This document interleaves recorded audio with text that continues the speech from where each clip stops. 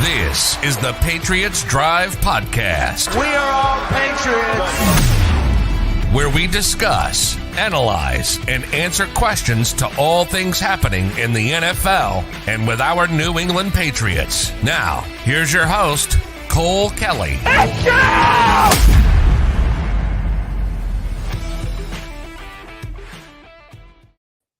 Welcome in to another episode of the Patriots Drive Podcast. Today we're going to be touching on some Senior Bowl targets.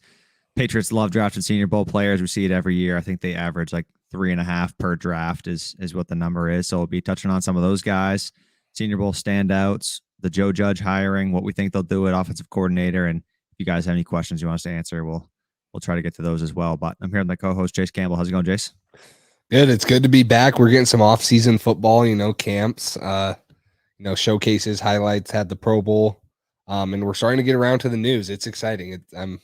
Just this little bit. It's like an appetizer for me. A little bit, and now I'm ready for the full meal. Bring it on. I'm ready for the draft. I'm ready for free agency. I want it all. So I'm excited, though. Yeah, I can't wait to start getting into mock drafts and all that stuff. We still got a little ways to go, but it's never too early for draft content and watching some of these prospects and stuff. So it's an exciting time. This is one of my favorite times of the year, even though there's no football forever. It's a little piece of football that we still get to watch and pretend that it's still football season. So I'm excited to get into some of these prospects and talk about the importance of the Joe Judge hiring. We'll start off with that one. What did you think of today? The news broke that the Patriots hired Joe Judge, former Giants head coach and former Patriots special teams coach, to be an offensive assistant for New England. What did you think of the hiring? Yeah, I love bringing them back. I think that our special teams took a hit, and that's what worries me is, bringing him back on the offensive side. I know he has experience with the wide receivers and on the offensive side. I want him to have more of a hand in on special teams, which I think he will. I think that Bill didn't just bring him in to be an offensive guy only.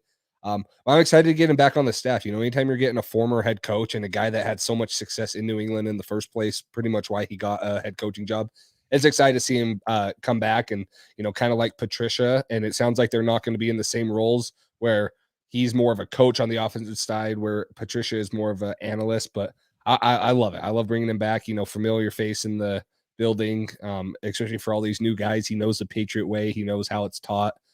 He doesn't need to be coached up by Bill. He's going to come in and, he was in the system 2-3 years ago. So I'm excited.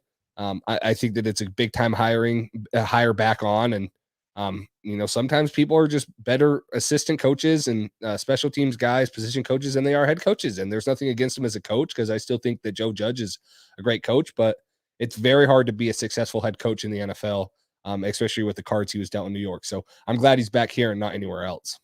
Yeah, and I was excited for the possibility of him to be back here. I was hoping it was going to be as a special teams coordinator and working with them, because special teams last year was not up to par. It was not what we usually have. I don't love, if this is the only move coming and we go by an offensive coordinator by committee, I really don't like it. Rappaport reported that the Patriots are working through some things, but they may not hire an OC. The addition of Joe Judge gives them added leadership on offense and allows them to move some responsibilities around.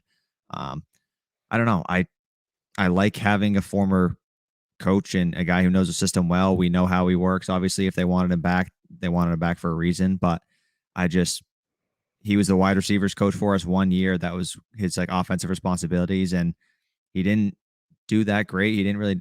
I know he didn't have the best receivers to work with, but he didn't necessarily develop guys too well. We've struggled with that as a system, developing some of these receivers, and his offense in New York was horrendous. I know it's the Giants. I know he doesn't have much to work with, but I just don't love I think there's a lot of better, maybe not a lot, but I think there's some better candidates that I'd much rather have that I feel like make a lot more sense for the Patriots.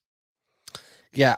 The thing that worries me is I want him to go out and get, kind of like you mentioned, like a true offensive coordinator. Like Joe Judge can step in. He can be great. When they talk about moving him around, who do you elevate? Is it Troy Brown? Is it Mick Lombardi? Like these guys that have had experience in the league, 10 plus years coaching positions, but maybe not as an offensive play caller. So that's what worries me. I want to have, a Bill O'Brien. Someone I saw on Twitter said Eric Bieniemy, which I think would be a dream, but that I just don't think that's going to happen. Go out and get someone, even Chad O'Shea, who's had experience calling plays and in the system, at a different team other than New England. That's what I would like to see them go out and hire an experienced play caller to help develop Mac Jones, and maybe a guy that has had more experience with the quarterback position in general, because this still is Mac's second year. And as we've seen by some of these second year quarterbacks, they're having sophomore jumps, and it's phenomenal. Joe Burrow takes his team to the Super Bowl.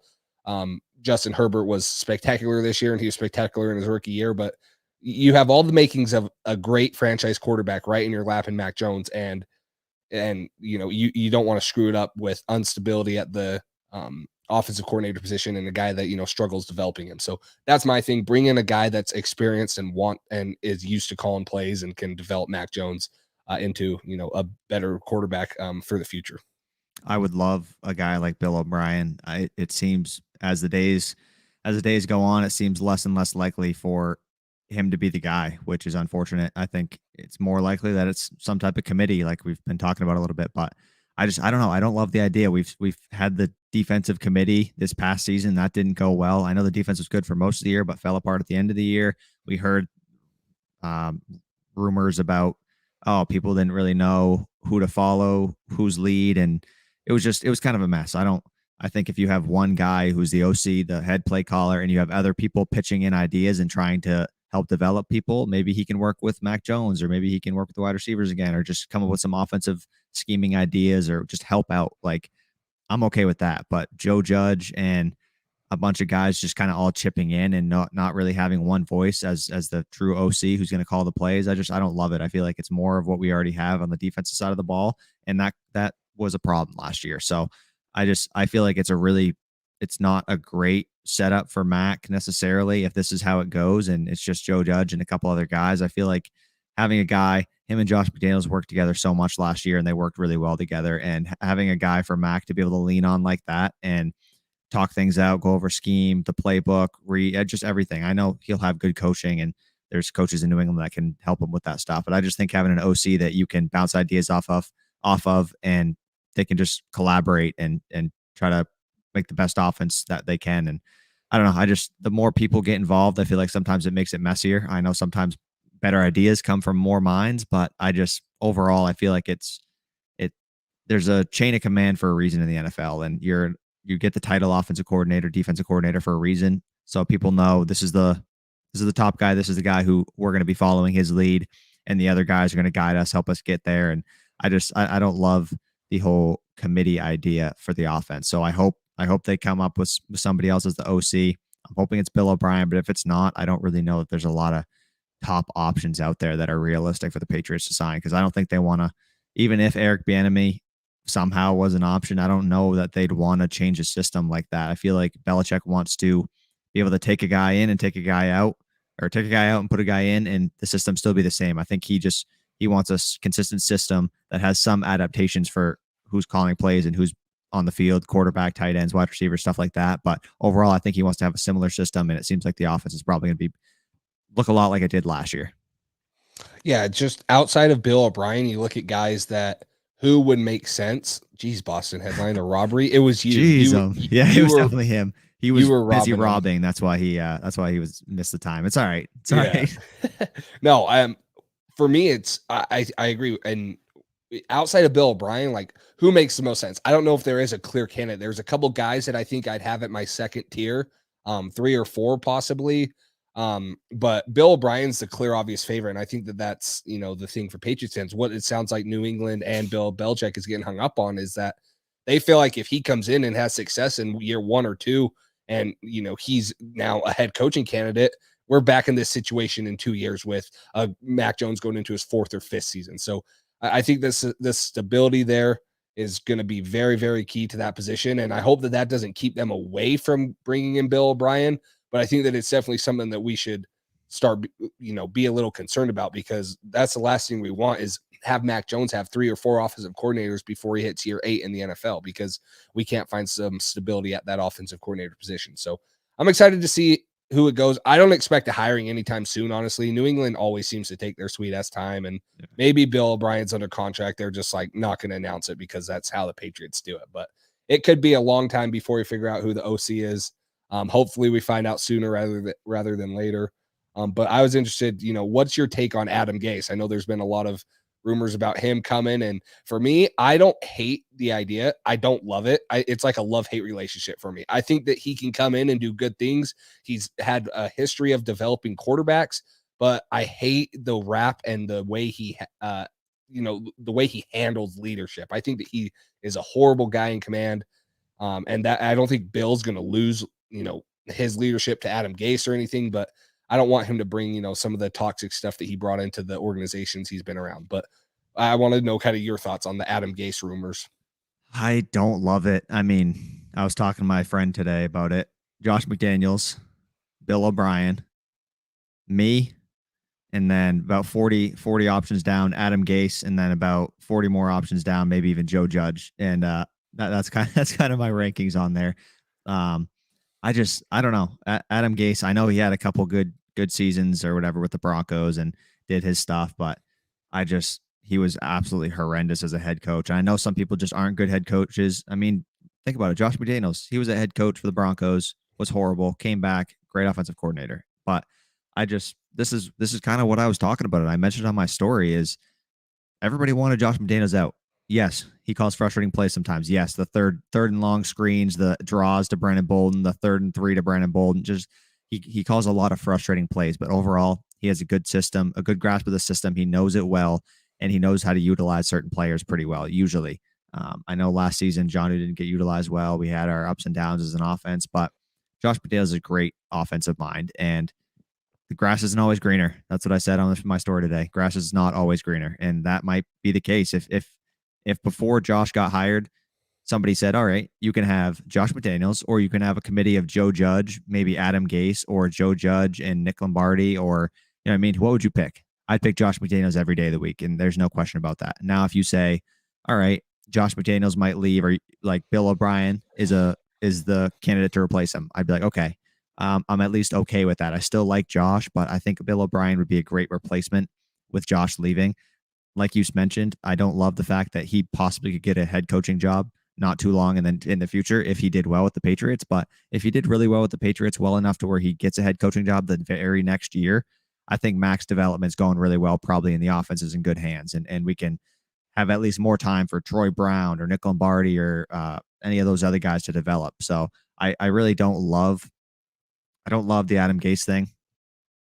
I guess if the Patriots bring him in, if the Patriots want him, I know he has a decent grasp of the system. He has done similar things to this before, but I don't love it. But if it's either by committee or Adam Gase and Joe Judge, but Adam Gase maybe being more of the head OC guy or whatever, I guess I'd be all right with that. I just don't love it. Like you said, the leadership and how brutally he failed as the Jets head coach, and he's just not a guy that I really like. Also, another thing I heard was he is currently a high school offensive coordinator right now. He couldn't even get the head coaching job. He's an offensive coordinator for a 4-5 high school team, and their offense averaged 7 points less than anybody else in their conference or whatever. So a touchdown less than anybody else. His quarterback had like 11 touchdowns and like 13 picks or so. It was just not good. Not good. He's not the best option here if he can't even coach a high school football offense to do some creative good things. I don't know. He doesn't seem like he's at this level right now to be doing the things that we need from him. And I don't really want Adam Gase being a mentor for Mac Jones. That kind of scares me. Why are you hating on high school, dude? Maybe his team's just like full of a bunch of 5'5" guys that can't catch the ball. So no, I'm just kidding. If you can't win in high school, he could have a bad team. You know what I mean? I don't know. Maybe they were the worst team in the conference, and maybe they were 0-10 than last year, and now they went 4-5 or whatever. So, but I don't know. I just you know what I'm saying? It's just him being an OC for a high school team, and he can't even get the head coach job. I just going from high school to the Patriots is a big jump, and I don't know. I don't love how his career path has gone so far. It's kind of scary to bring him back in. For sure. Well, we got a couple questions on here. Pat Scout IG, 2 goats on the screen. Thank you so much. Yes. I love the new logo, by the way. Digging it. I do too. Let's go to this one. This one's been on the screen for a while. Hey guys, how do you think the Patriots will do next season? I'll let you start this off. Obviously a long way, but what are your early predictions, or at least, your expectations? Yeah. I mean, honestly, this is kind of premature just because we don't know the draft, free agents, all that stuff. Nothing's really changed from this year. I mean, we just finished the season. Honestly, I could see, and I know a lot of Patriots fans maybe don't want to hear this, but I could see the Patriots being around the same record, or maybe even take half a step back based on money, new guys coming in, and trying to get some of these players to fill some spots. We'll see what happens with McCourty, Hightower, Slater. Those are a bunch of really great veteran leaders on this team that have been here forever. So I could see this team kind of being similar. I don't necessarily think we're going to make a huge jump into like the Super Bowl conversation this next season, especially with a change of the OC, and you never know how that's going to go. So with the cap space, the questions about JC Jackson, maybe drafting a corner instead, or whatever we end up doing, I think we could have a pretty similar season to last year. Hopefully it's just a little more consistent. You know what I mean? Hopefully it's not so drastically up and down. I'd like to see a little more consistency from this team. And if we hover around the same record, I think year 3 is going to be the big year for us. I really do. So hopefully next year we see improvement, because I think that means year 3 could be even bigger. But I think we're probably going to have around the same record, maybe 10, maybe 11 wins. And I'd be probably okay with that, as long as we see progress and some of these younger guys getting more reps and being integrated into the team. Yeah, I don't think it's crazy to say that with a couple good additions, keep JC Jackson, maybe hit in the draft on a couple premier positions that we need to, that we could win the AFC East. Now, I'm not saying to bank on it, but I think that with how close we were this year and how inconsistent we were the last half of the season, and honestly, how many games we could have won in the first six weeks of the season, it's not crazy and out there to say that New England can win the AFC East this year. So I think that that's, kind of the ceiling is winning the AFC East. And I think that the floor is exactly what you saw this year. And then anywhere in between, maybe Buffalo has a great year and they don't struggle in the middle half of the year and they go 13-4, or they go 14-3 or something. And then New England can get to 12-5 or whatever, or 12-6. So, I think that there's a way to get more wins, but Buffalo, they're still going to be good. Obviously the loss of Dable will be big for them, but they replace him with the quarterback coach, which Josh Allen's very familiar with. So I think that it's still going to be a very tight race between us and Buffalo. But I think that with a couple key additions, New England can be right there. So I'm not expecting any worse than what we were this year. We just have guys more developed. We're going to add more pieces.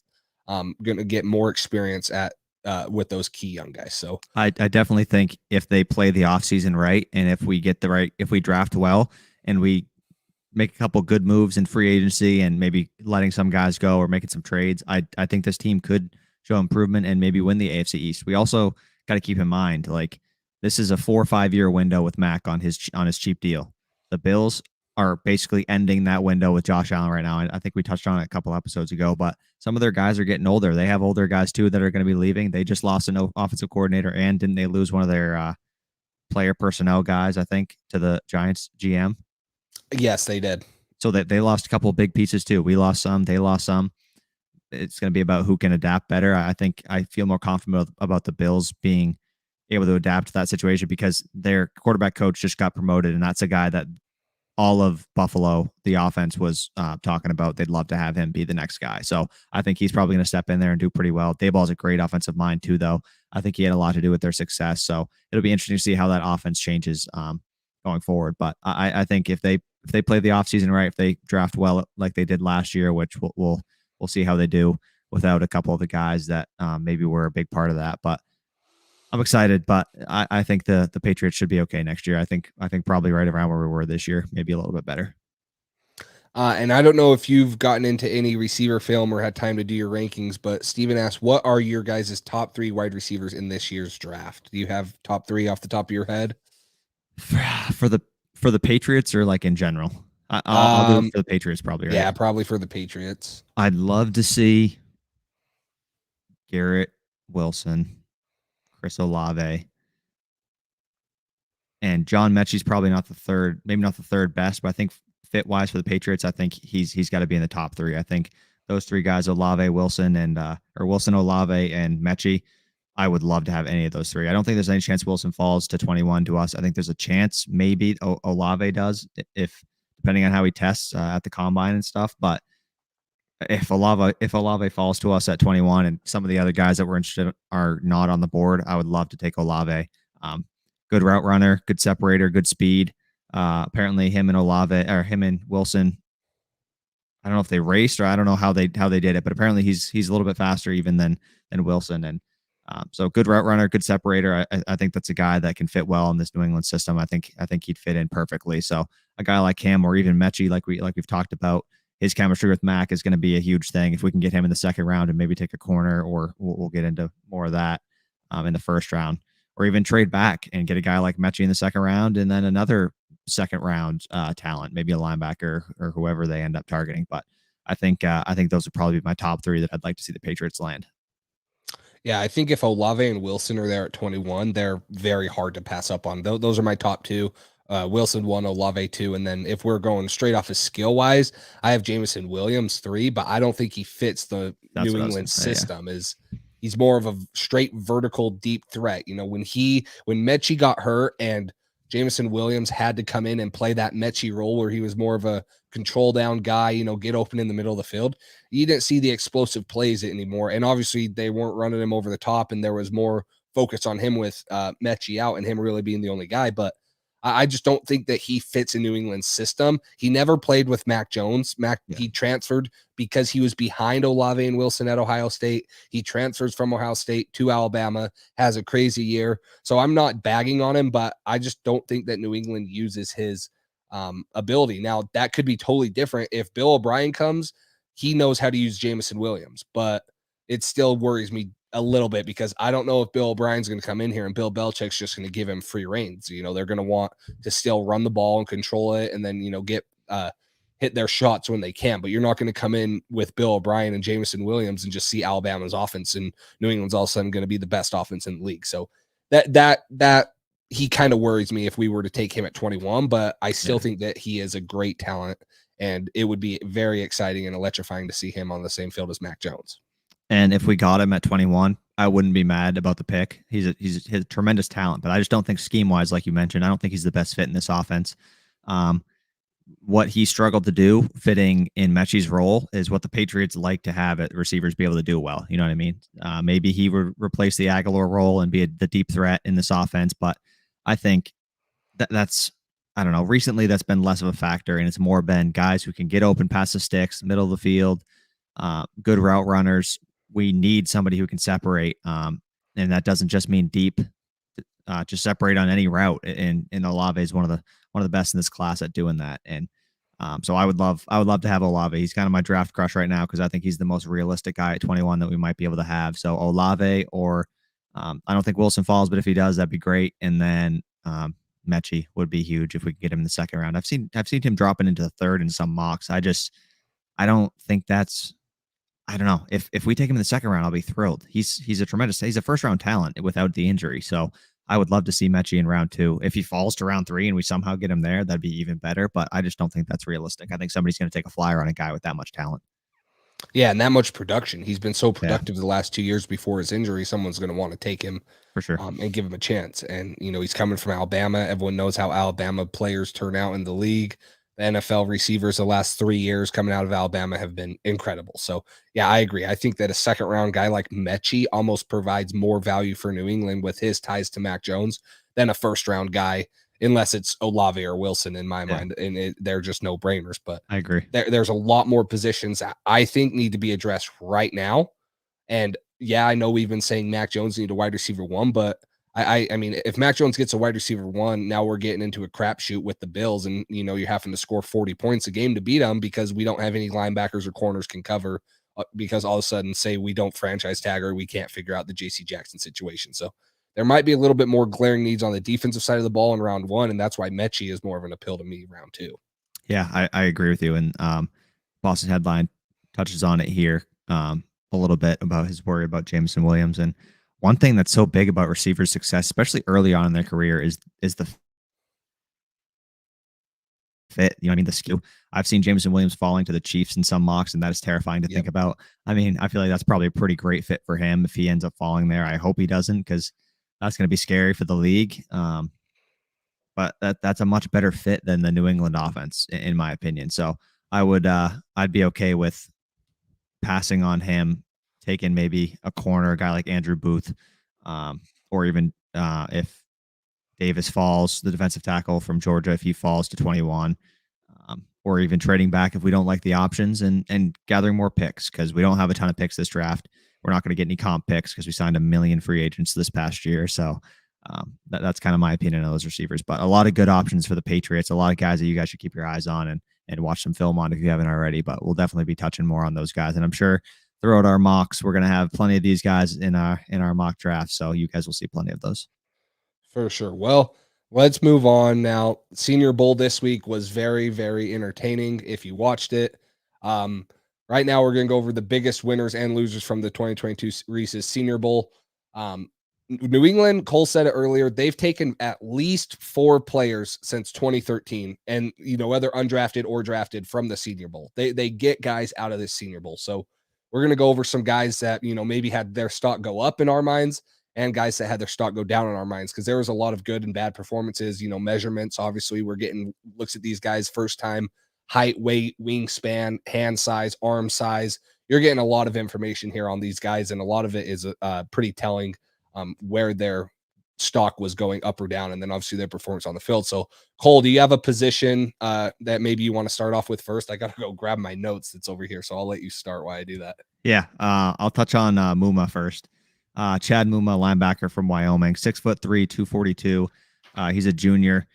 He played really well at the Senior Bowl, and one of the knocks on Mumma was his speed a little bit. And there's a highlight that you can find of it was a Malik Willis highlight, but he actually ran him down, and you kind of see his speed on display there a little bit. And I think a guy like that is a perfect guy that the Patriots would target. He's got a little bit more size. He's not a small linebacker like maybe Nakobe Dean or guys like that, Devin Lloyd, a little bit of the smaller guys with more speed, but he's got plenty of speed. He's a great linebacker. He's got a little more weight to him, and I think he'd be better in the playing the run than some of those other guys. I think that's a really important aspect of the Patriots defense, especially if they're keep playing man coverage. They need those linebackers to be able to hold up in the run and also be able to cover some backs and stuff like that when they need to. Yeah, Mumma is a guy that I threw out there a couple podcasts ago and was talking about guys maybe in the second round that New England could target. My one knock on him was, maybe his speed. And I think you saw flashes of his speed and his coverage ability throughout the 3 days of practice, where it's maybe not so concerning. He comes in at, why did this leave? He comes in 6'2", 241, 32 and 3/8 inch arms, 75 and 3/4 inch wingspan, 10-inch hands. Those are all fine measurements. There's not anything concerning there about him. 6'2" is bigger than what Nakobe Dean's going to come in at the combine.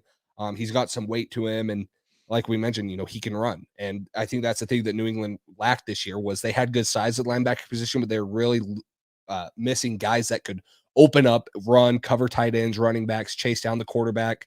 When you got to chase down Josh Allen for 4 quarters and then, do it again the next week and then meet him in the playoff game, you got to have guys that can run and, spy him in a way. So I was very impressed with Chad Mumma this week coming out of Wyoming. I think he's a guy that you find in the second round, like you were mentioning, whatever you do in the first round, you get him in the second round, possibly. I don't think he would be there in the first round or the third round after his performance this week, but he's a guy that I think answered a question where if we get him at 54 in the second round, he's a guy that I'd be very comfortable with plugging him in. And this year as a rookie, I think he'd get some good reps, but in 2 or 3 years, he could be our starting middle linebacker.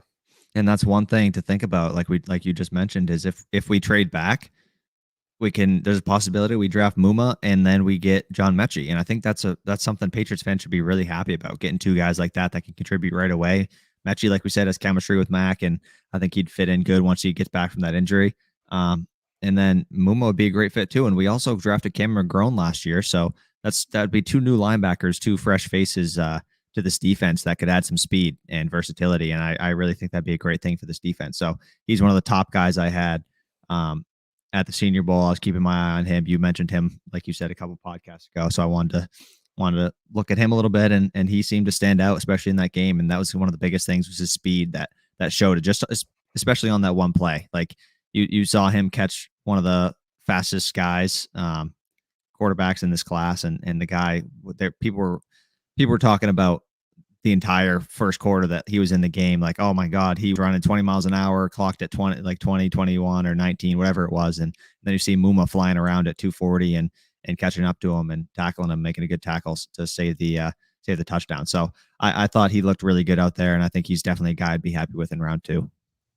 Yeah, and I'm going to stay on the defensive side of the ball, someone that I've had my eye on. I didn't know what he would be coming into the Senior Bowl. He's a bigger linebacker, kind of the linebacker that I've talked about wanting to get away from in New England, but I think he showed this week that he can guard tight ends. He guarded Trey McBride very well on a multiple one-on-one routes, and Trey McBride might be the best tight end in this draft class, and that's Darion Beavers out of Cincinnati. He comes in at 6'4", 252, bigger, stouter guy, but like I mentioned, he showed flashes where he can turn and run and cover tight ends. So he's going to, for me, I feel like he's going to be a true middle linebacker, which is a little concerning. This would be if Jawan Bentley doesn't come back. Maybe he's a replacement there, but if Jawan Bentley comes back, I don't know if you need for Darion Beavers to be drafted, but I think he's another second, maybe third round linebacker that New England could get, that they could develop into something bigger. What Bill Belichick seems to like drafting body wise, like we've seen with Dante Hightower, Jawan Bentley. We've seen a lot of big thumping linebackers. You think to Trez Hall, he could do nothing but run down and dent someone's face mask when he got in. Like he could do nothing else other than that. But when he did that, he was damn good at it. So I think you saw more versatility with that. Obviously, Cincinnati, they're going to have the knock that they're a group of 5 team, but they went undefeated. They make the playoffs. He plays pretty good against Alabama, has a couple good plays. The thing that stands out for me with Darion Beavers, he comes in with an 81-inch wingspan. That is the longest wingspan at linebacker in the Senior Bowl. This next one was Brian Osama. I might have butchered that, out of Oklahoma at 80. So he's got long arms. He can rush the passer. He doesn't let linemen get into his body too easily because he can extend and get off a block. So he's intriguing to me. I don't know if I'd be up in arms over him like I would be a Mumma or a Devin Lloyd maybe type of guy. But I think that he's someone that, late day 2, third round, if New England still hasn't grabbed a backer, they could, swing in and get him and possibly make something out of him. Yeah, and one thing that Hightower and even Bentley a little bit this year, the Patriots like having linebackers, kind of like you mentioned, that can do a few different things, but also like rush the passer. So in man coverage, if they want to send Hightower on a blitz or Bentley on a blitz, we saw Bentley doing that a little more this year than in the past. But PFF had Beavers' pass rush grade at an 86.1, one of the higher ones in the class. So a guy who's bigger but can also rush the passer and has good arm length and can, even if he's rushing the passer, gets block the ball at the line of scrimmage, whatever he needs to do there. So I think that'd be a good option as well. Another guy I had who had a good Senior Bowl. You said he won the MVP, I believe. Where'd he go? Oh boy. Perrian Winfrey. There we go. From Oklahoma. This dude's just a big dude. Patriots defensive interior players. Barmore was a home run this past year, and this is a guy who's pretty big, can rush the passer pretty well. Just he was kind of dominating at the Senior Bowl. He certainly stood out more than anybody else. So I think if they look to go interior, maybe add some depth to that position behind Barmore, maybe pair him up with him. I think that could be a good fit as well. If he's anything like he showed at the Senior Bowl throughout the season, then I think he'd be a solid pick too. Yeah, Perrian Winfrey was the biggest winner, or like you said, MVP of the whole Senior Bowl. He was outstanding. He almost has an 86-inch wingspan. That's what he came in as. Massive arms, able to press guys off of him. Very good, violent hands. I was very impressed with him. And like you mentioned, finding a guy, you look at the defensive tackle room outside of Barmore. Godchaw's only going to be here another year. Lawrence Guy's getting up there in age. And then behind them, really, who is it? So I would love a Perrian Winfrey type of guy. The other guy that I think I would like more than Perrian Winfrey is Travis Jones out of Uconn. He arguably could have been the runner-up for MVP defensive lineman. He's a little bigger. He's coming in at 6'4", 326, so he's got about 20 pounds and a foot on or an inch on. I was not a foot. Yeah, no, sorry, not 7'3". He's got an inch on Perrian Winfrey. He's a little bit less lengthy. He's only got an 82 and a half inch wingspan, but I think that he comes in, he's big, he's physical. You talk about a run stopper, you put Barmore at the 3 technique, you put Travis Jones at the nose guard 1 technique. I think that solves a ton of problems running up the middle. We saw probably one of Barmore's weaker spots this year was in run defense. And I think that Travis Jones comes in. Sorry, I have this pulled up. Let me switch to my tab right here because I pulled this up for a reason. He was the 6th highest graded defensive tackle this year, interior defensive tackle, and the 7th highest graded run defensive tackle in all of college football. And Uconn is atrocious. If you guys don't know anything about college football, Uconn is horrendous. Like, I think they won their first game this year in maybe 3 years. I don't know exactly, but they are the absolute dog shits of FBS football. They're so bad. So, I mean, they're losing to FCS teams pretty much every year, and they're paying those FCS teams to come play them. That's how bad they are. So for him to go there, he chose there to stay at home. He's from the area. He wanted to stay close there, and he dominated. You get a guy like that's that good. You got to dominate, and he put up great numbers. And I think that he maybe fits a little bit more in the New England system where he can play as more of a run stuffer while you can line up Barmore a little wider and make mismatches on guards and tackles and run more stunts. So I still think he presses the pocket well. He's not going to, finesse you anyways like Barmore is, but he's very strong. He's very good with his hands. He can push the pocket from the interior and maybe make quarterbacks scramble out instead of stepping up in the pocket. So both Perrian Winfrey and Travis Jones were guys that I thought were incredible. And it almost makes me want to steer away from Jordan Davis possibly in the first round, because I think these guys are guys that could be there in the second or third. And you could go up and, either trade up or stand pat at 54 and get them and still be great and improve.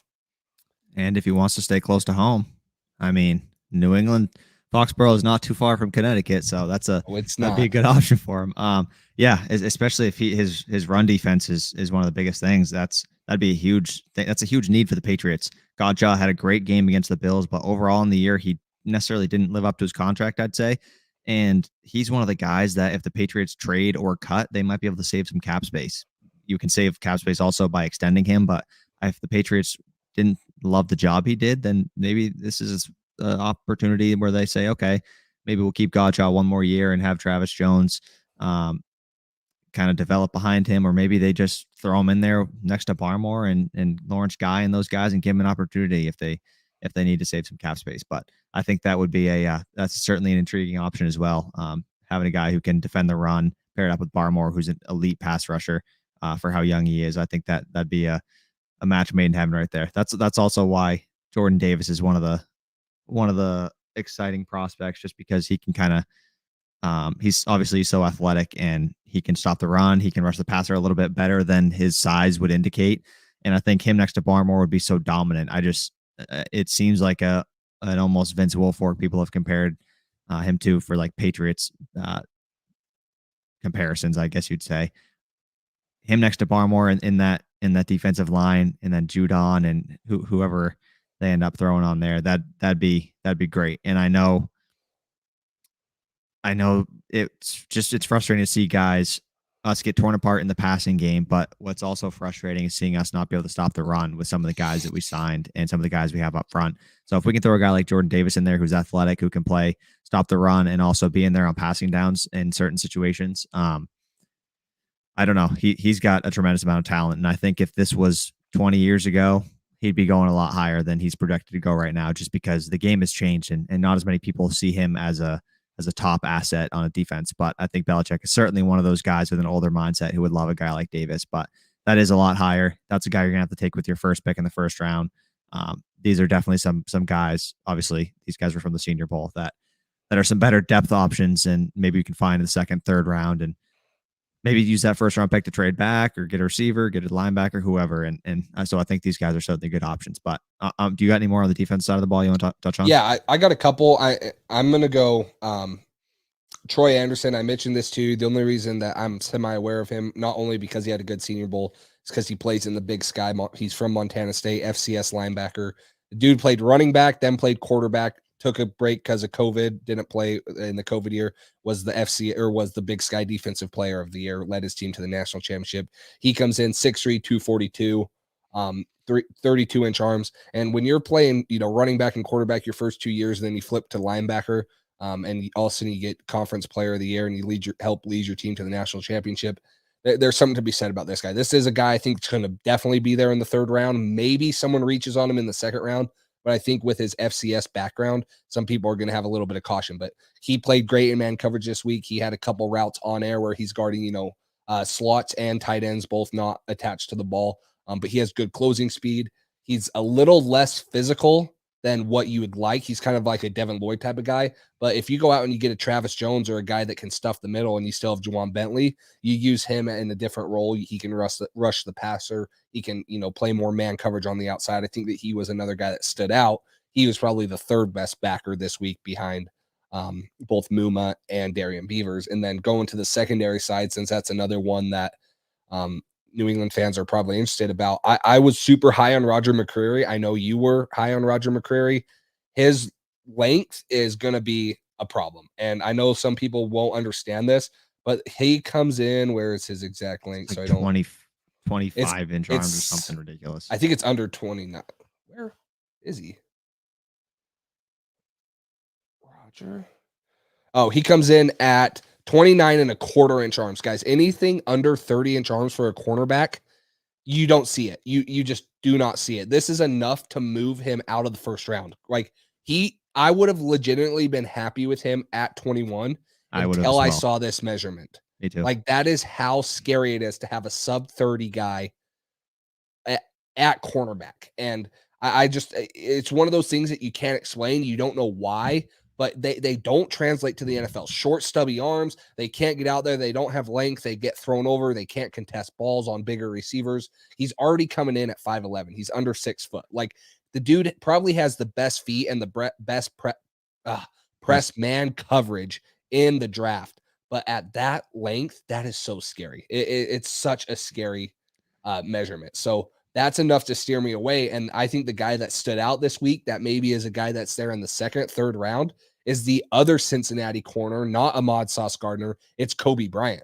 He comes in at 6'1", 191, 30.5-inch arms, 74-inch wingspan. I thought he is less polished than Ahmad Gardner, but he might have just as much upside as Ahmad Gardner. Now, Ahmad Gardner is going to be a great press man corner. He's 6'3", he's bigger. Kobe Bryant's a little bit less polished. He's not going to come in and be right away, but we know Bill's track record at developing these corners. J.C. Jackson, Malcolm Butler, Jonathan Jones. Like, he can develop corners. I think that this would be a very intriguing pick in the secondary, and let him sit behind both J.C. Jackson, Jonathan Jones, Jaylen Mills. Let him develop. In 2 or 3 years. He might be a very, very good cornerback. So he's the other guy that I look at, late in the draft that I thought had a very good Senior Bowl. I was really excited to watch him. I don't know how he did practice wise, but what I saw, he had a bad penalty, and he kind of was underwhelming a little bit in the first half of that game that I saw. But he was certainly a prospect even ahead of time. What was it, like the Thorpe Award or whatever that he won? Yeah, he won the most outstanding defensive back in the Senior Bowl. So, I mean, he's racking up awards, and he's playing opposite of Ahmad Gardner. So he's not getting that national love because that's a, first round pick that he's playing with. But I think this is a guy that, he's underdeveloped, but he's a guy that I think New England fans could look and be like, how did he come to us at the third or fourth round whenever we draft him? Yeah, he was certainly a guy even ahead of the Senior Bowl that is somebody that everybody should keep their eye on, because he's certainly talented. And this is a good question from Boston Headline here. If Sauce Gardner's available at 21, would you take him, or would you want to take a linebacker anyways? I know, Jace, you have a difference of opinion on this than I do. But at 21, there's not really a linebacker I'd want to take right now. And I might be different than most Pats fans, but I just personally, I myself might take one, but I don't think the Patriots are going to be interested in taking a linebacker who might be undersized, even though he's fast. Like, I'm pretty sure Kyle Duggar is bigger than Nakobe Dean weight wise. So Kyle Duggar played like 80% of his snaps at linebacker, lined up at linebacker or something like that this season, something crazy. So they already have an undersized linebacker who plays strong safety, plays linebacker for them in Kyle Duggar. So I don't think that they're necessarily going to be as interested in a guy like Nakobe Dean or even Devin Lloyd, who might not be as physically imposing in the run game, and as the Patriots like to see their linebackers be. They want to be physical, Hightower, Bentley, guys that just run down and crack offensive linemen and mess up run lanes and stuff like that for the offensive side of the ball. So I don't think there's a linebacker I'd love to take there at 21. I wouldn't be mad if they took one of them because I think they're certainly two talented players that are going to probably make an impact somewhere, but I just don't think they're going to be a great fit here in New England for what Belichick wants to do on the defense side of the ball. If Sauce Gardner's there, I'd love to take him. I don't think he'll be there. I've seen him go top 10 in a few mock drafts. I've seen him somewhere around in the top 15, but I haven't seen him in any recent mock drafts falling to us at 21. That would be good. Another guy, Andrew Booth Jr. I mentioned him a little bit earlier. He's a guy that is more realistically going to be there probably at 21 for us, and I think he'd be a great pick. Yeah, I've been seeing Andrew Booth Jr. mocked a lot lately to New England. The other guy that I like, other than Gardner and Booth, these guys all jumped Mccreary, obviously, after the Senior Bowl. I would love Sauce Gardner at 21. I think that if he gets there, yeah, he's one of those no-brainer ones, depending on what the board is.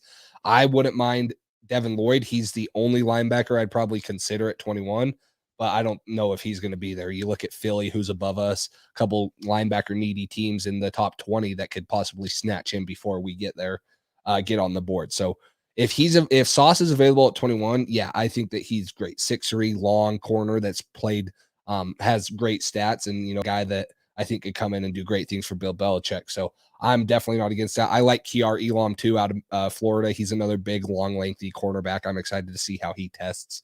And, any of those guys at 21 at the cornerback position, I'd be pretty excited with, and, to see how Bill develops them. So, yeah, for sure. I mean, if Bill takes a corner in the first round, I'm going to be confident in it. If he can draft corners undrafted in the 7th round, 6th round, and make them turn into JC Jackson, I'm excited to see what he can do with the first round. Although 2nd round pick Jameson Williams didn't turn out great, so hopefully we don't take anybody in the 2nd round. If we take Kobe Bryant, hopefully it's round 3. Hopefully that's where he falls to us. But I think there's a lot of good options out of the Senior Bowl for the Patriots, and we know that they're going to draft a couple players from here, probably more than a couple. That's just what they like to do. I'm not sure.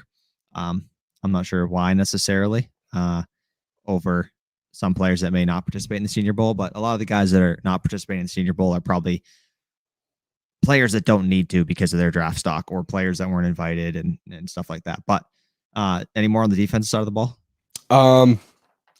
No, just looking at my thing, I think that that's pretty much it for at least for Patriots targets. I think that, you look at guys like let's see, where is his name? I don't want to butcher it.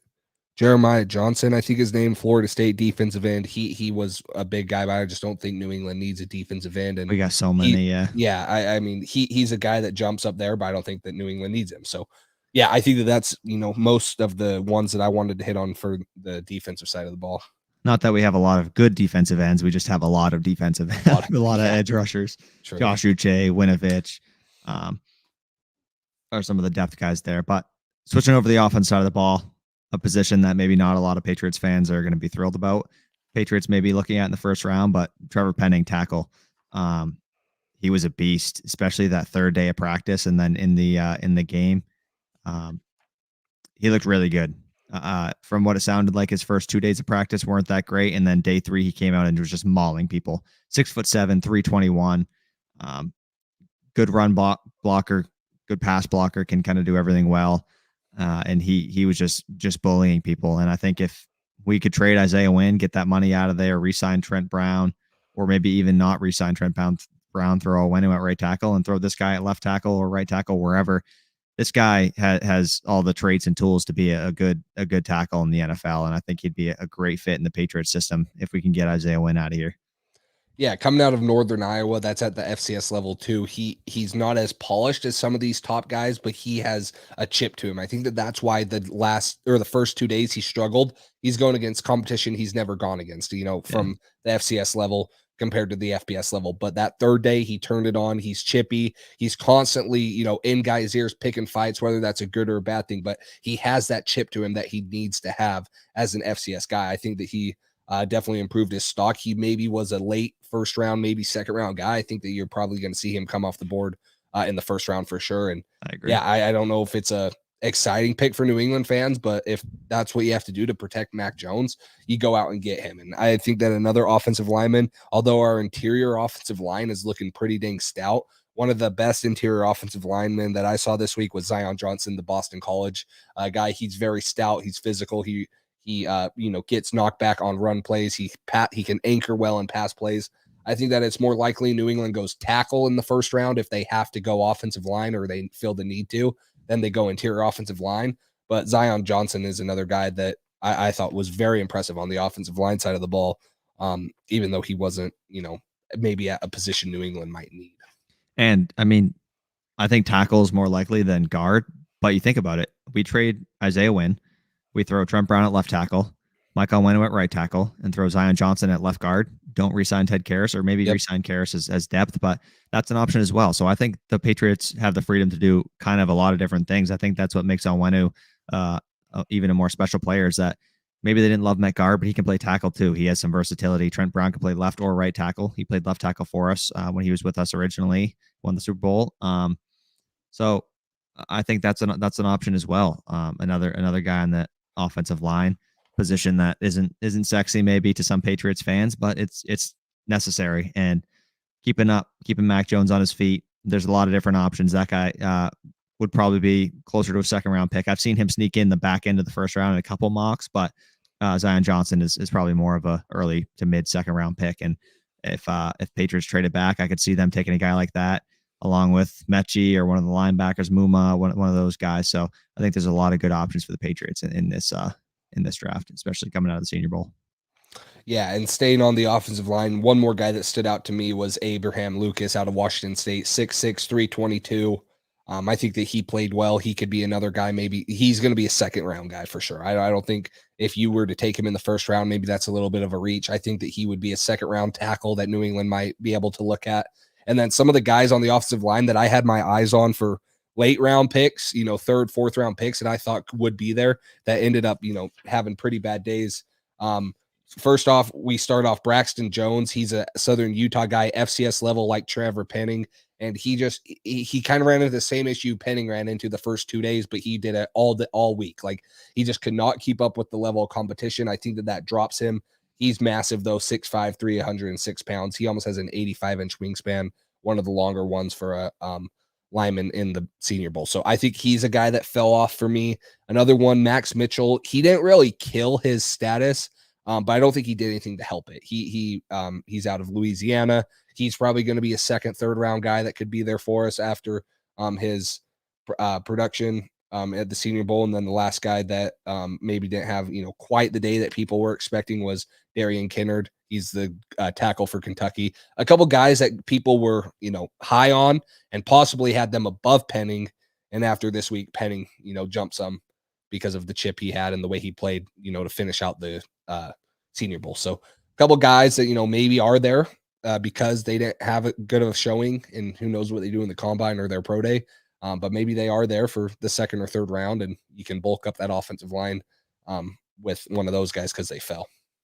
Yeah, I think there's a lot of good options, and I know a lot of people, like we said, don't maybe want to see them take offensive line, but I wouldn't be mad at it. And I think they've had success finding guys late in the rounds. I mean, Mike Onwenu was a 6th round pick a couple of years ago, and he's turned out great. I know they didn't play him a lot this year, but he's got potential. So that's definitely another position that is of need. I think moving on from Isaiah Wynn would be beneficial for this team and for this offense. So another guy that was a Senior Bowl guy that I think the Patriots, he didn't have a great Senior Bowl game. He had a mistake on special teams, but Beau Melton from Rutgers, they seem to love Rutgers guys. And maybe if Gunner ends up being gone, he's a guy that they could draft late in the draft, pretty late in the draft, and he could be a replacement for them. So that's another guy. Who's the wide receiver you want to talk about? Yeah, I got a couple. I'm going to start with the losers, at least get them out of the way. And then, I feel like every Patriots fan wants to hear about a receiver, so we'll let them wait a little longer. A guy that I had seen New England mocked, or had seen a guy that was mocked to New England was Cincinnati's Alec Pierce, 6'3", 208 pounds. I think that he comes in this week and he's a big threat, but you kind of see he struggles getting separation at the top of the routes. He doesn't consistently catch the 50-50 balls like he should for being a bigger receiver. He's a guy that maybe drops down my list The other one that drops down my list is Romeo Doubs out of Nevada. Same problem. He looks like a N'Keal Harry to me, and it scares the living crap out of me. But I think that he struggles getting separation. He's just a guy, he's not going to blow the top off of any defense. He's not going to win at the line consistently with releases and create separation. And, he kind of rounds his routes when breaking at the top and, getting, short distance. He doesn't have that short range quickness. So a couple guys that maybe I had my eye on in the second or third round as receivers, if New England doesn't go there round one. And I think maybe now I'd steer away from them. The couple guys that I had jump them this week. Calvin Austin, this dude's small. He's 5'7". This dude might run a low 4.3s, maybe in the 4.2s for 40. He's got blazing speed. We all know how New England, they really don't care about height. I'm not saying that I want New England to draft this guy, but I think that he's got some explosive speed on the outside, and he could be a guy, you hear New England draft late in the late day, maybe round 3 pick. Another FCS guy for me, he was probably the best receiver for me, and one of the ones that made his stock go up the most in Patriots fans' eyes. I think Christian Watson, North Dakota State, massive, 6'4". Gotta find his exact stuff. Let's see, did I scroll past it? 6'4", 211 pounds, almost 33 inch arms, 77 and an 8-inch wingspan, 10-inch hands. Anything above 10-inch hands for a receiver is very good. You get around 9, that's a little bit smaller than what you'd like for consistent catching. But Christian Watson did everything for North Dakota State. He's a 2-time All-American. One of them was as a punt return or as a kick returner. One of them was as a receiver. He has 2 national championships for him. This year, I have his stats pulled up right here. Maybe this year, for anyone that doesn't know North Dakota State, this team probably runs the ball 35 times a game. That's just, they're that dominant at the FCS level. They don't use their receivers that much, but he goes for 43 receptions, 800 yards, 7 touchdowns on the season. He averages 19 yards per catch. He's big, he's long, he consistently catches the ball. Maybe lacks the separation skills that would make him a first-round receiver, but with how he can run, I expect this guy to run under a 4.4 40. I think that he will be very fast, and I think he has that top-end explosive speed. So Christian Watson out of North Dakota State for me is a guy that I would be so thrilled with taking in the second or third round if he was there. Yeah, and I mean, a guy that big moving that fast is, you don't find that that often. So he's certainly, the fact that he's not a first-round pick kind of seems to emphasize the point that maybe he wasn't as good of a separator, and but people compared him to obviously a lower level Mike Evans, like the size and speed comparison with the catching ability. And that'd be a guy on the outside that he's an outside option. He's got certainly more speed than N'Keal Harry. He can move around a little bit better, obviously. He's even a little bit bigger. So that might be a guy on the outside that the Patriots could look to target. I think that'd be a good target. A little bit later in the draft, obviously not first round, maybe second or third, like you said, depending on where he falls. But another good option. I know people love their receivers, but any other receivers that you yeah, the other one that I kind of had my eye on, and I think he had a good week. I don't know where I'd take him at though, is Jaylen Polbert out of South Florida. He's another low end guy that didn't play, high level football, but he had pretty good senior day. He was 6'1", 195. 9 5/8, almost to that 10-inch wings or hand size. I thought that he created separation consistently. He made a couple good catches in the back of the end zone. Same with Khalil Shakir out of Boise State. He's got really good short level quickness. I watched him live in person against BYU, and he torched them. He had a couple great catches going up for 50-50 balls. And I think that these guys are all good, second or third round guys, possibly a fourth round guy if one of them falls. I'm not saying any of these guys are, a first or second round pick. And I think all of us could say we'd still rather have John Mechie and most of the top 6 or 7 receivers over him. But with New England's track record, if they don't go receiver in the first round, I think that it just shows that there's a way to get better at the receiver position and still get some talent late in the draft. Let's I know this is a little bit less Patriots related, but I haven't looked at the quarterbacks a lot, obviously, because that's not a position of need that we have. I don't know if you have, but you have a take on your top few quarterbacks in the draft who you think will have maybe the most success. I know there's been some executive reports that maybe none of these guys are NFL starters, and that's what some teams end up thinking. And certainly not a great quarterback class compared to some of the ones we've seen in the past. But you got any opinions on this draft class? Yeah, I think that's the thing that worries me is executives are saying they don't see a starter in this class. I kind of see the same thing. I think that maybe one of them will be a good starter, and I really don't know which one that is. If I had to guess, I think Malik Willis out of Liberty has the most potential. We saw his scrambling ability. He didn't throw the ball well, but I think that, his rare combination of size and speed and quickness in the pocket is something that you could see have short-term success in the NFL, and maybe a team can develop him into a better passer if you put the right weapons around him. A guy that I'm still high on, and he's had a down year and he didn't play too well at the Senior Bowl, is Sam Howell. I think that he throws the deep ball very well. People were saying that he might be the most pro-ready quarterback last year. He stays another year, comes out. He's kind of like the Mac Jones guy. He's not the flashy prospect, but he delivers the ball well and on time and accurately in the pocket. So Sam Howell's a guy, and I don't know. I don't know who reaches for a quarterback. You know what's going to happen. Some quarterback needy team is going to get one, probably top 10. And I don't see how they do that, because I don't know if any of these guys are really worthy of a top 10 pick, maybe even top 20. I know you need a quarterback, but the quarterback class is very, very weak this year. I don't know who my clear cut 1, 2, or 3 are. Probably if I had to rank the 3, I'd go off of who I would want to draft as a fan or as an executive. I'd probably go Malik Willis, Sam Howell, Kenny Pickett. Yeah, I think that's a solid list right there. I think we're probably going to see 3 or 4 gone before the Patriots pick. We're going to see people reach. Washington needs a quarterback. Pittsburgh needs a quarterback. I don't know what the Saints are doing. I don't know if Jameis has another year on his contract or if he's a free agent. I don't know what they're doing there. Broncos, you never know. There's a few different teams that are going to probably reach for a quarterback at some point. It always happens. People trade up, people make moves, people fall in love with a guy based on his potential. And I certainly think Malik Willis is the guy at the top of that draft class with the most potential. So if you're going to take a swing and you don't think any of these guys are starters, but you're going to take a chance, I think you probably take the guy with the best potential, because if you take the guy with the highest floor, but you still don't think they're an NFL starter, then you're not really – you can take the pick, but they might not become anything, and there's not really as much of a chance that maybe they'll become a productive starter. But I think you kind of either – in this draft class, maybe you take a swing and you either strike out or you hit a home run, and we'll see how Malik Willis develops. But his ability with his legs and his size and speed is certainly something to get excited about. If you're a team with a quarterback needy team, hopefully he can develop, but he probably needs some time behind somebody. Yeah, and the other one that, wasn't at the Senior Bowl this week was Matt Corral, and I think that he has some potential in him too. You just didn't get to see him throw in a live setting. You're going to get to see him throw in pro day. And, some executives said that he might be the biggest winner because you didn't get to see the flaws he had. So maybe someone's like, oh, well, I didn't like any of those guys that I saw in the Senior Bowl, but let me go take Matt Corral. I think that he has something. So maybe he sneaks in there. I don't know. That kind of concerns me. Quarterback, you see too many mistakes at that position.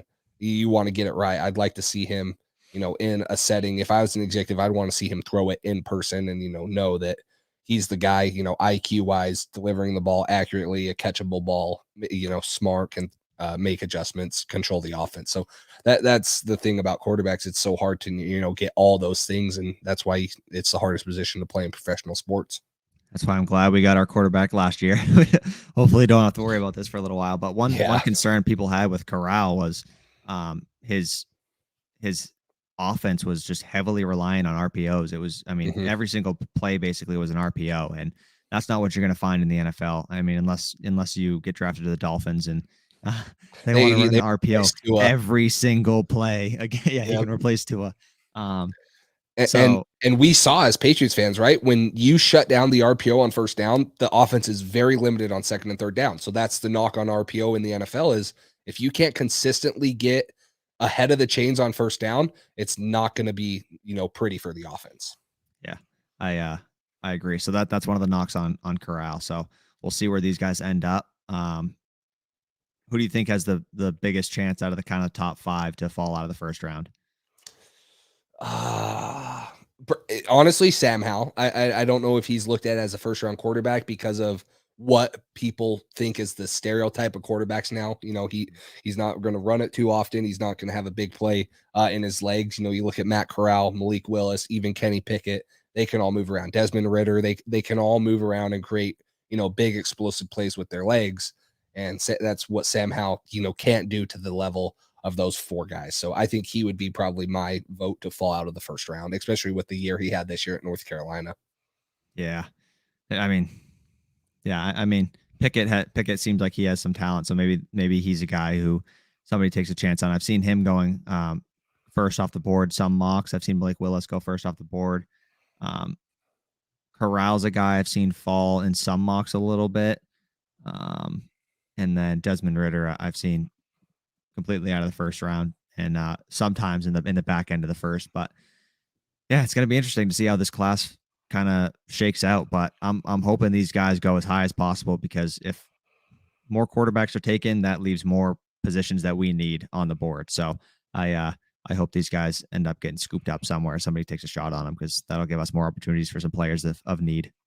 Yeah, it's always nice when you see teams reach for quarterbacks before your pick, because you're like, oh, there's another, player that's fallen. And, it's kind of like the domino effect. One guy falls, everyone that changes kind of their draft plan because the board isn't as anticipated. So hopefully we see 3 or 4 quarterbacks come off, a couple trades up and stuff, and people invest in a lot into their future. Hopefully, maybe there's a quarterback there at 21 that someone loves, and that's the trade down. Is New England gets an extra first round pick in 2023, and they can get 2 seconds or something, or a second and an extra fourth, because we are kind of low on picks this year. You got 1 in the first 4 rounds, and I think you have 2 sevenths, maybe a 6th and a 7th, but you don't have a lot of day 3 picks like you normally do. No comp picks coming.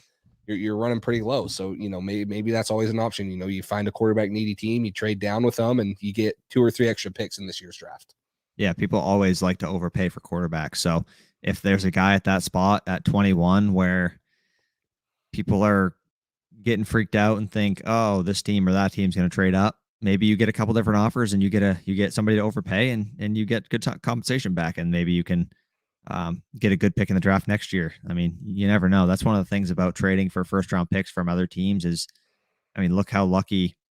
The Jets, they traded Jamal Adams. Seahawks did horrible this year. They're getting a great pick for it. So stuff like that, you never know how teams are going to end up doing and how the draft order is going to shake out. So sometimes doing something like that, especially if the team is a quarterback needy team and they're taking a shot on one of these young QBs, if they start them, they could have a horrible year. You never know. So it's I think it's certainly worth a consideration if somebody wants to trade up for a quarterback at that spot. I think it could be good for the Patriots.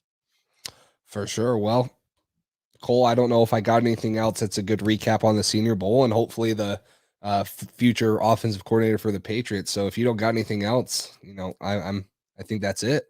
You want to touch on the Odell thing real quick, or the quote from Odell, that's a good thing. He says in Super Bowl media day press conference how he was very, very close to coming here, and if it was 3 years later, he probably would have been here. And I think it hurts all Patriots fans, because I think we've heard rumors for the past 3 years, and everyone thought every rumor that was ever said, this is the time he comes, and now you're realizing like, oh crap, it was actually like really dang close from him to come. And so it hurts.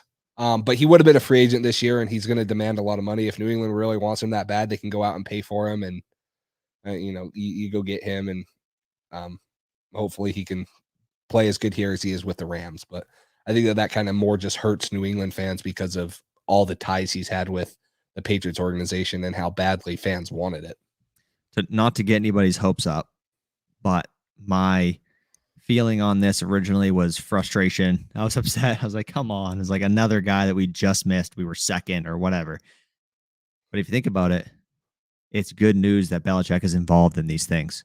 That means he's actively still searching for a number 1 receiver, and he knows we need that. And that's something that I've been worried that we just aren't interested in. And we've continuously heard the Patriots pop up in rumors for these receivers, these top tier receivers. The only thing is, I don't know if he's going to pull the trigger. And I think that's why we haven't gotten one of those receivers, because he's trying to find a low value pick for Odell. He just got released. Nobody knows the situation. So somebody's getting him for cheap for half a season.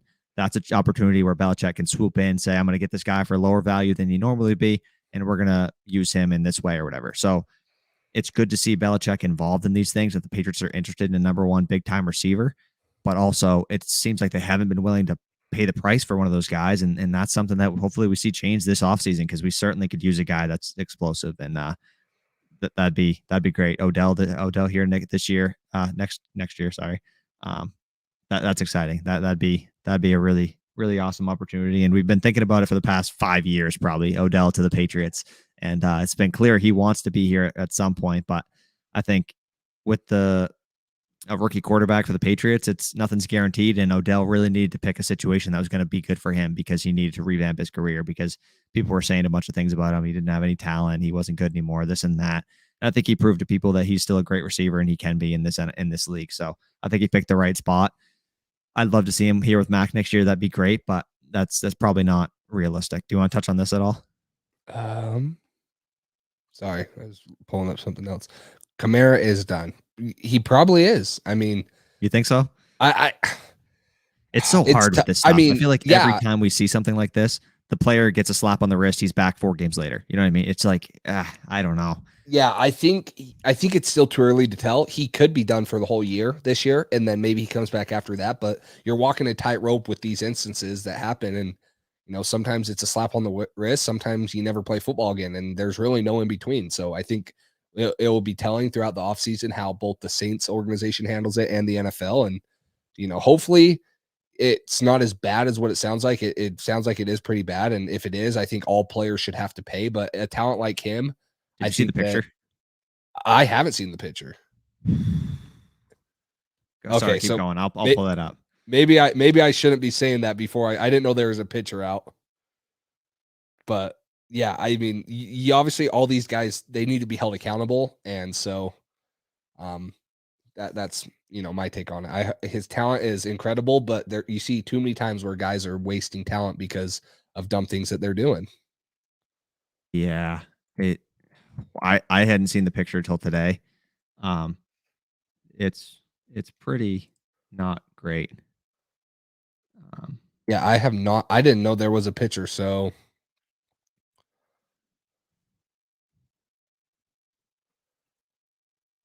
oh my gosh! Yeah, no, I did not see that. I'll send it to you on Instagram. Yeah, so you can see it. But I did not see that. At all. I just saw that today. I was like, oh my goodness. Yeah, I mean, the dude is like really messed up. I don't know the situation, and sometimes I don't know. It's tough. I understand it's hard being a NFL player, being in the spotlight all the time, especially in Las Vegas. Maybe he had some drinks, maybe this guy said something to him. You never know what the people say, and the athletes always usually first get the finger pointed and say, "Hey, what'd you do?" But you never. I mean, maybe this guy attacked him first. I have no idea, but it's that looked bad, and I feel like no matter what somebody does, you probably don't have to beat somebody up that badly to prove your point. If it's self-defense, you defend yourself and then try to move on. I'm sure he's got security. I'm sure he's got people around him that you probably don't need to have that happen. I don't know. It was pretty brutal, but yeah, I did not see that happen, that picture. So that definitely, changes a lot of it. Yeah. I don't know. It's tough though. Even with that picture, I just, people have done similar things and have been slapped on the wrist. I mean, the Tyreek Hill what broke his son's arm. Kareem Hunt. What was the other one? Who's the Jaguars running back? Maurice Jones-Drew, or was it him? I don't remember. Might have been, but yeah. And yeah. Anyways, like we see some of these guys and they're still in the league. Like Kareem Hunt got released by the Chiefs. Then he got picked up with the Browns. He's still a good back in this NFL. So somebody's going to take him if he's got that much talent, especially Kamara. I mean, geez, the guy's so talented. Yep. So I don't know, but you got to think athletes, even though they're famous, they don't deserve to get away with stuff like this sometimes. And if he beat somebody that badly, where the guy's in the hospital and in a bad condition, that's worth some jail time probably. And I don't know how much time he'll miss. Seems like they usually don't miss much, but stuff like that happens, and it's certainly an unfortunate situation. Yeah, you see it too often than not, and that's what sucks about it, is you see these guys that just go out and make dumb mistakes, and it's career ending because it's, the NFL, they have to hold you accountable. So, do you want to touch on Deflategate real quick? not really, because it bugs me, but we need our pick back. Give us our freaking pick back, Yes. you cowards. Yes. And a public apology to Tom Brady for trying to fucking drag his name through the mud and ruin his reputation. Add another thing to the Patriots. Oh, they were cheating. No, we weren't. You guys, it's unbelievable. I get a little bit heated about it. It's like, it makes no sense. Like, you spread this false information. You find out the truth. You should still suspend Brady 4 games. Take a draft pick away from us in the first round. This story, it goes on forever, and you find out the evidence. Bill Belichick said himself they conducted their own test, found out it was bullshit.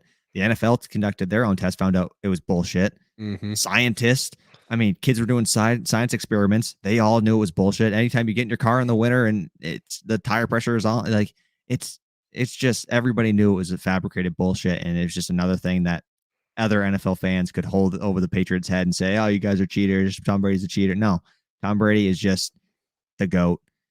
The GOAT.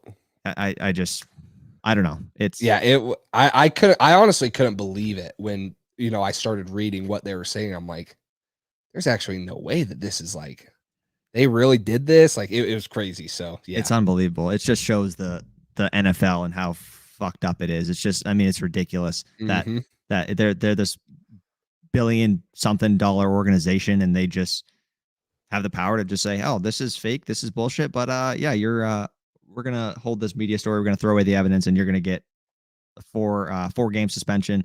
Your name's gonna be tarnished. The Patriots' reputation is gonna be tarnished, and also you're gonna lose a first-round pick. And this is gonna be a thing forever that people are talking about. And it was just what the Patriots had to go through that year, and Brady and all that stuff. It was ridiculous. It gets me so heated talking about stuff like this, because it's like just another thing that people are always like, "Oh, you guys are cheaters. Deflategate, you got Spygate, you got this and that," and it's just like it's so annoying. It's just another thing. Boston headline. I'm glad you always laugh. That makes me happy that you guys could come on here and get a good laugh.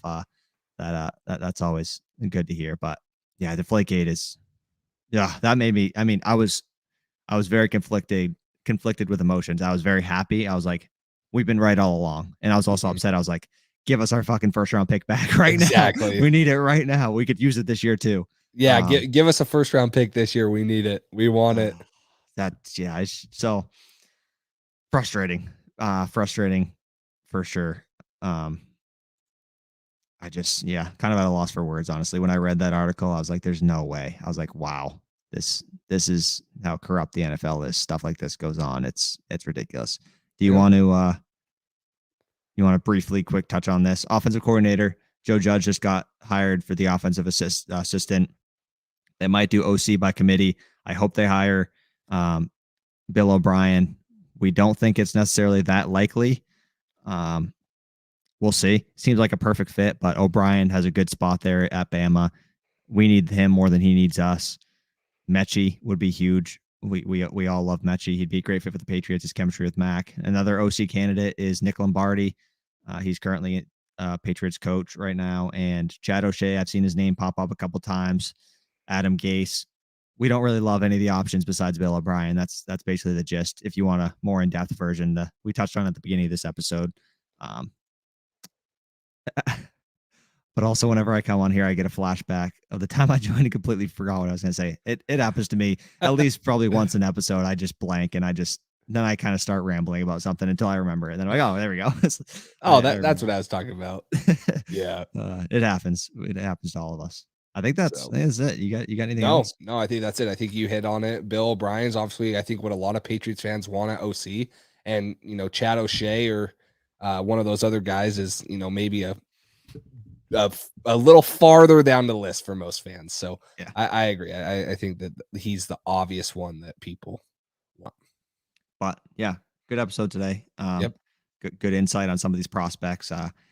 I don't know when our first mock draft's going to be. We'll have a couple of clips coming out of some stuff later in this week, and then next week on Tuesday, same schedule. We'll be back on here 9:30 Eastern time, somewhere around there. We'll have something for you guys. At some point, also, we got to do a full off-season plan. We both got to sit down, make our our offseason plans, all the players we want, all that stuff. I think that'd be a fun thing to do, and yes, get different people's opinions on what they think the Patriots should do at every position. So I think that'd be fun to do. And I agree. I think that would be really fun to do. I think it would be fun to see both of our difference of opinions, and then see like I might have my whole plan, and then I might see something you liked on here and be like, oh, that's a better idea than what I had. But yeah, so between that, more draft coverage. I mean, we got a bunch of stuff coming up. We're going to be doing mock drafts, live mocks. Yep. Hopefully we can have maybe you guys come on here and make a pick, or just give your insight on stuff. So a lot of stuff coming up in the future, but I think that's it for me. You got anything? Nope. I think that's it. Alrighty. Well, thank you guys for tuning in. Subscribe, like, all that good stuff. Like I said, videos coming out later in the week. Podcast next Tuesday, 9 p.m., 9:30 Eastern time, somewhere around there. We'll let you know on our Instagram stories. But until then, we'll see you guys next time. Thanks for listening to this edition of the Patriots Drive podcast. Follow us on social media to stay up to date with all things New England Patriots. Make sure you tune in to the next episode, and check out patriotsdrive.com for more great content. We're on to Cincinnati.